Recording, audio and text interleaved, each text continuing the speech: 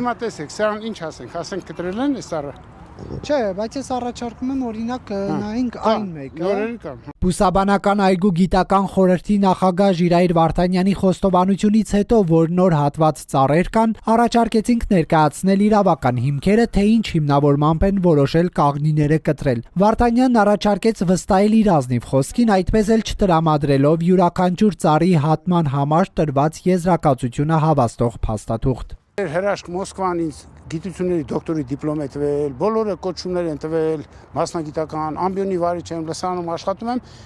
Բա մեզ ոնց են վստահել, որ մենք ուսանող աճեցնենք, կադր պատրաստենք։ Ես հավատամ ձեր ազնիվ խոսքին, ընդամենը, այսինքն դուք փաստաթղթեր չունեք ձեր ձեռքի տակ։ Ունենք փաստաթղթեր, ամեն անգամ ինչ որ կտրում ենք, հանձնաժողովի նախագահն էլ եմ։ Մի հատ ուրիշներին էլ խոսացրեք, մենակ ես իմ տեսակետից եմ ասում։ Այսինքն երբ հասավ նրան, որ պետք է փաստաթղթերից խոսենք, դուք էլ չեք ցանկանում։ Այս պրովոկացիա, փաստաթղթեր ինչ կա, ինչ է նշանակում։ Լավ էլի է։